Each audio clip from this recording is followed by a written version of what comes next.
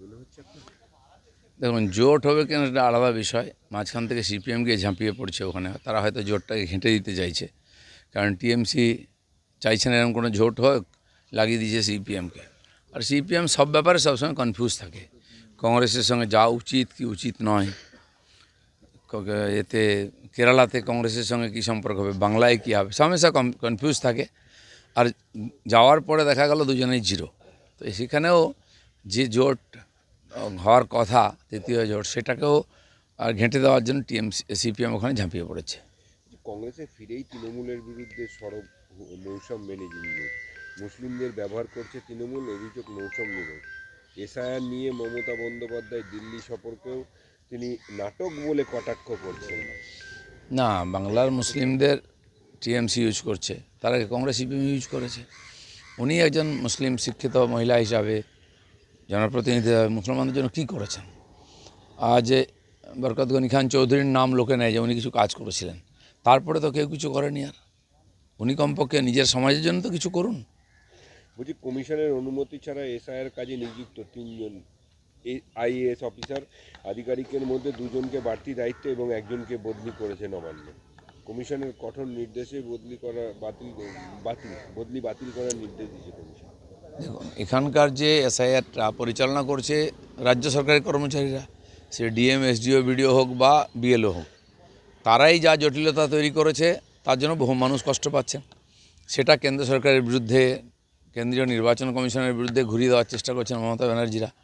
তো শেষ চেষ্টাও তারা করে যাচ্ছে, আর সেই রকম তাঁবেদার অফিসারদেরকে মমতা ব্যানার্জি পাঠাচ্ছেন, যারা এটাকে আরও জটিল করে দেবে। যাই হোক, আমাদের যে বিশ্বাস, কেন্দ্রীয় নির্বাচন কমিশন লক্ষ্য রেখেছেন সুষ্ঠুভাবে, নিরপেক্ষভাবে এখানে এসআইআর শেষ হবে, এই আশা। বলছি, এই আনন্দপুরে যে অগ্নিকাণ্ডের ঘটনা, সেখানে ডেকোরেটার্সের মালিক গ্রেপ্তার হলো, অথচ মোমো কোম্পানির মালিক গ্রেপ্তার হলো না। এর মধ্যে কি? দেখুন, পুরোটাই তো আগের থেকে ঠিক করা আছে। যে বানিয়েছে ওখানে এত বড় গোডাউন বেআইনিভাবে, তো সে তো এমনি এমনি সুযোগ পায়নি, অনেক লোককে খাইয়ে সন্তুষ্ট করতে হয়েছে। তার মধ্যে পুলিশও আছে, তার টিএমসির নেতা, এমএলএ এরাও আছে। তো সেরকম তার গায়ে হাত দিলে তো মুশকিল হয়ে যাবে। রাজহাঁস, সোনার ডিম পাড়া রাজহাঁসকে মারা যাবে না তো, সেজন্য যে হাঁস চড়াতো তাকেই মেরে দাও। আজকে পরিস্থিতির কারণে টিএমসি বাঁচার জন্য এই ধরনের আলতু ফালতু লোকেদেরকে অ্যারেস্ট করে জিনিসটাকে অন্যদের ঘুরিয়ে দেওয়ার চেষ্টা করছে। আসল সমস্যায় যাচ্ছে না, যারা ওই জমিতে অনুমতি দিয়েছে, এতদিন ধরে বিজনেস চলেছে, যারা লাভবান হয়েছে, ওখানকার এমএলএ থেকে কাউন্সিলর থেকে আরম্ভ করে সবাই দায়ী আছে। সবাইকে তার মধ্যে নিয়ে আসা উচিত। বলছি, অমিত শাহ, স্বরাষ্ট্রমন্ত্রী অমিত শাহের বঙ্গ সফর, আজ তিনি আসছেন, দক্ষিণবঙ্গে একটা সভা করবেন, উত্তরবঙ্গে একটা সভা করবেন। তবে শিল্পই কি 2026-এ বিজেপির প্রচারের অস্ত্র হতে চলেছে? না, শিল্প তো বটেই। দুপা গিয়ে একবার উড়িষ্যায় দেখে আসুন না, কটকে যে আঙ্গুল বলে জায়গা আছে, বিরাট বড় ইন্ডাস্ট্রিয়াল স্টেট তৈরি হয়েছে। এখানকার বহু শিল্পপতি ওখানে গিয়ে জমি পেয়ে গিয়ে এই 1.5 বছরের মধ্যে অলরেডি কাজ শুরু করেছেন কারখানার। তো পশ্চিমবাংলায় কেন হচ্ছে না? বাংলা শিল্পপতিরা হয় দিল্লি যাবেন, ঝাড়খণ্ড যাবেন, বিহার যাবেন, নাহলে উড়িষ্যায় চলে যাবেন। বাইরের তো কেউ এখানে আসছেই না, এখানকার লোকেরা পালিয়ে যাচ্ছে।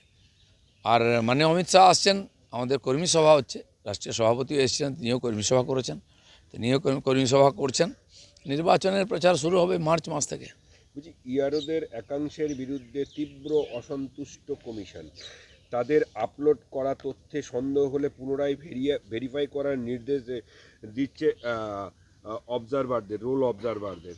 কিন্তু বিশেষ ক্ষেত্রে, বেশ কিছু ক্ষেত্রে দেখা যাচ্ছে যে ডিমোশন দিয়েই কি পদ থেকে বের করে দেবে, কড়া হুঁশিয়ারি কমিশনের। তাহলে এসআইয়ের প্রক্রিয়া তো নিয়ে গন্ডগোলে পড়ে যাবে। না, হুঁশিয়ারি তো দিচ্ছেন, কারণ তাদের কাছে তথ্য আছে যে এই বিএলও থেকে এসআরও এরাই আপলোড করার সময় নাম ভুল লিখেছে, তথ্য ভুল লিখেছে, তারাই আবার নোটিশ পাঠাচ্ছে। ফলে একটা জটিলতা তৈরি হয়েছে, নির্বাচন কমিশনকে টার্গেট হতে হচ্ছে।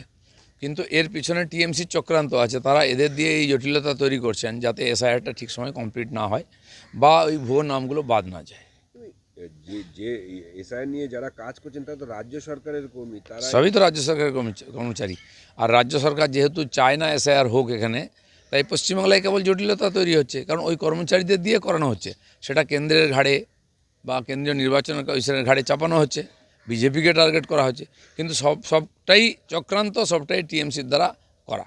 মানে কোথাও কি মানে এসআইআরটাকে রোখার জন্য এরকম ধরনের আপনি মনে করছেন প্রক্রিয়া?